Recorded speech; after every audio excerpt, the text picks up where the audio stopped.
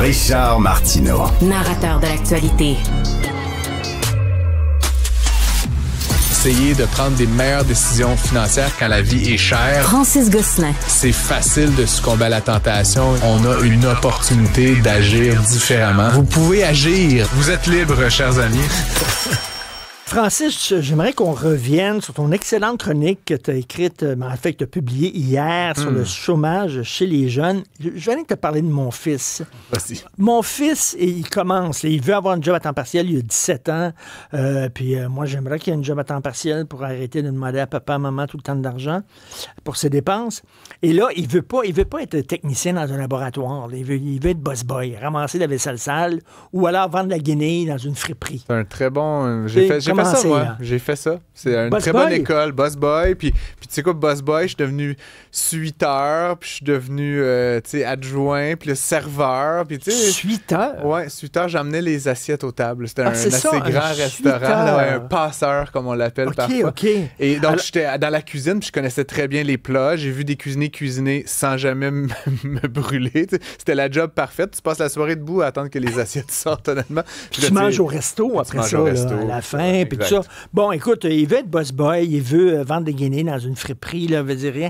Puis à chaque fois, là, il envoie son CV. Évidemment, il n'a pas d'expérience parce que Christy, il a 17 ans. Bon, mais à chaque fois, on lui demande, il faut que tu aies de l'expérience. Mais comment tu peux avoir de l'expérience si personne te donne une chance? Ouais, mais là, tu sais, en fait, je connais pas ton fils, mais puis tu sais, après, chacun son parcours de vie. Oui. Tu sais, ma chronique dans le journal, c'était de dire, bon, les jeunes cherchent du travail et n'en trouvent pas, tu sais, puis bon, je pense qu'on peut se décourager de ça, mais je pense qu'il y a quand même des choses qu'on peut faire, là, proactivement. Puis là, tu sais, si vraiment, lui, son aspiration dans la vie, c'est d'être boss boy, il dit qu'il vienne me voir, je vais lui donner d'autres rêves, là, tu sais, mais mon point, c'est que... Non, mais il veut commencer, mettre le pied à l'étrier. Je vois partout autour de moi des jeunes et des moins jeunes parfois, mais qui sont prises avec ça, difficulté à se trouver un emploi, peu d'expérience, fait que tu sais, c'est serpent qui se mord la queue. Ben, tu sais, pour travailler, il faut que tu aies de l'expérience et pour avoir l'expérience, il faut que tu travailles. Moi, cet été, j'ai été sollicité par un paquet de jeunes pour laver mes vitres, pour faire mon gazon, pour partir des petites business, tu sais, pas nécessairement des limonades à 50 cents, tu sais, des gens qui voulaient faire,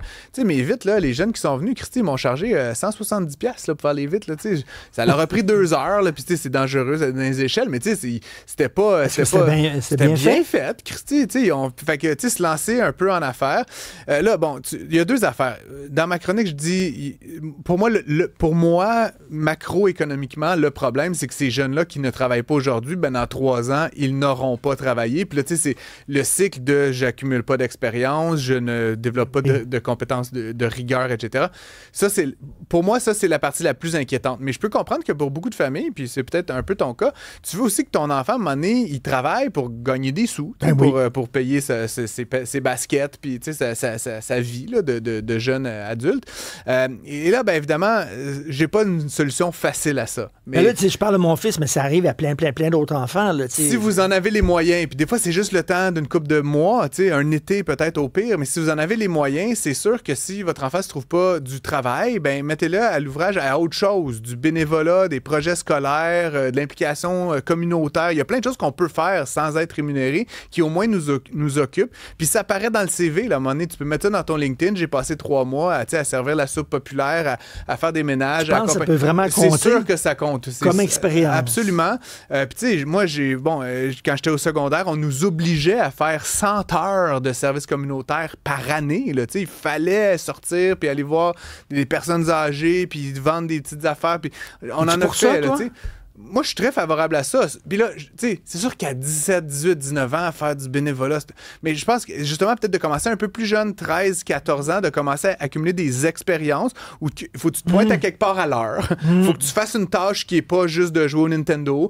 Tu vois ce que je veux dire? Se donner comme une rigueur qui ressemble à du travail, mais qui est du bénévolat, 1 heure, 1 heure et demie à la fois. Puis je pense que moi, encore à mon âge, là, puis j'incite tout le monde à faire du bénévolat. Je veux dire, ça fait partie d'une éthique de vie, être sur des conseils, tu sais, plus vieux, tu sais, sur des conseils d'administration.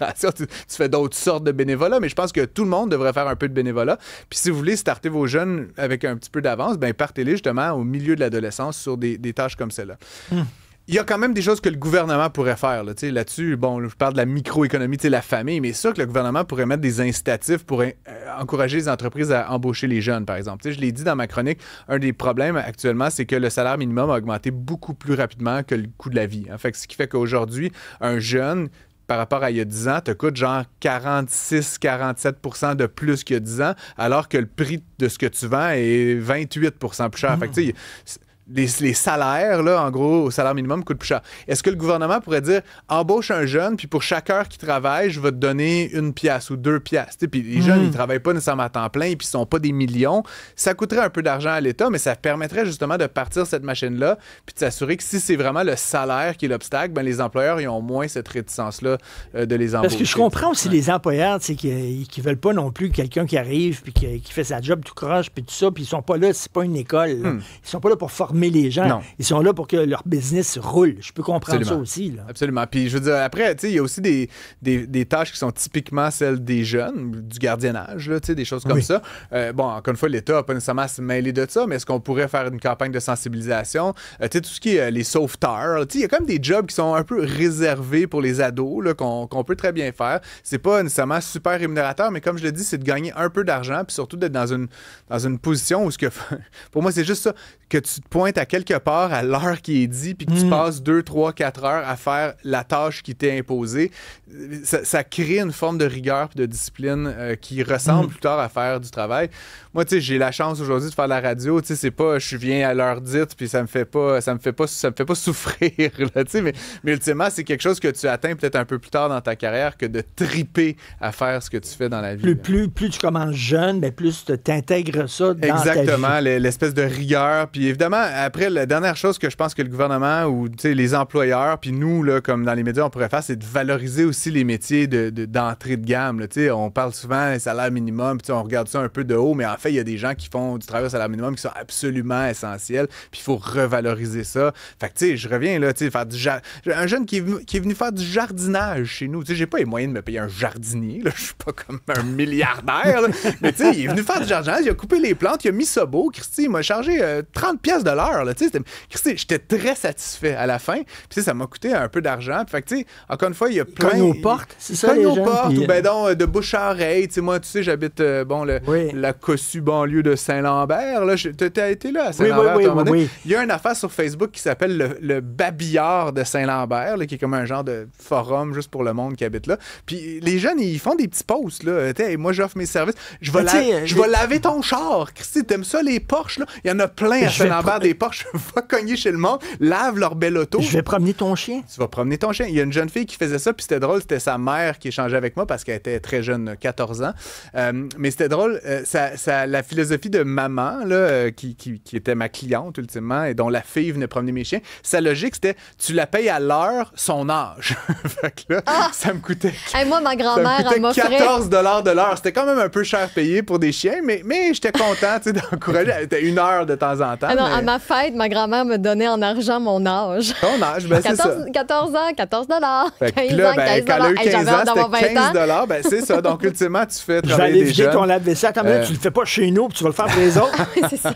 Attends, là. Il y a plein de petites tâches, puis je réitère encore une fois, on est dans une période économiquement un peu plus difficile, puis je pense que de stimuler nos jeunes, tu sais, je parlerai à ton jeune, à ton fils quand tu veux, mais de stimuler nos jeunes à faire de l'entrepreneuriat pour de vrai. À cet âge-là, t'as rien à perdre, là. Pour de vrai, achète-toi une tondeuse au Canadian Tire, ça coûte 150 $. Tu vas faire 8 gazons, puis ça va être rentabilisé. Écoute, j'ai une question à poser à nos auditeurs. Oui. Puis si tu peux donner tantôt le numéro de téléphone et tout ça, là. L'argent de poche qu'on donne aux enfants, c'est combien par semaine? Combien par semaine vous donnez comme argent de poche que vous trouvez acceptable? Ou aussi selon les tâches, là. Oui. Tu sais, si vous adaptez selon peut-être... les tâches, ben, je sais pas. Moi, quand j'étais jeune, j'avais de l'argent indépendamment des tâches. C'était comme, il y avait les tâches, c'était comme une obligation familiale, puis j'avais de l'argent de poche, mais il n'y avait aucune corrélation entre ces deux choses-là. Tu n'étais pas obligé de faire des tâches pour avoir de moi, l'argent. ça fait très longtemps, fait que, tu sais, l'inflation et tout, mais j'ai eu cette conversation-là récemment. Fait que je vais vous donner un chiffre, puis vous me direz si je suis complètement dans le champ. Mais moi, les gens que je connais me disaient, je le donne à mon ado, là, parce qu'on parle de jeunes qui sortent là, dans 20 $ par semaine. $20 par semaine. Je sais pas si c'est beaucoup ou pas beaucoup. Là. Ça peut sembler beaucoup. Il commence à avoir des blondes, puis là, il veut sortir avec sa blonde au... Tu sais, $20, là, c'est ça. Le point de pizza, c'est 6 piastres. Oui. Faut pas que tu payes pour madame. Là. Mais textez-nous un 877-827-2346. Et il y a Martin de Montréal, je trouve ça drôle. Il dit, j'espère, Francis, qu'à $30 de l'heure, tu lui as demandé une facture pour tes plates-bandes. Et non, je suis un peu jambon pour ces affaires-là. Je suis généreux avec les jeunes de mon quartier. Que voulez-vous? C'est excellent. Merci beaucoup. C'était très intéressant. Merci, Francis.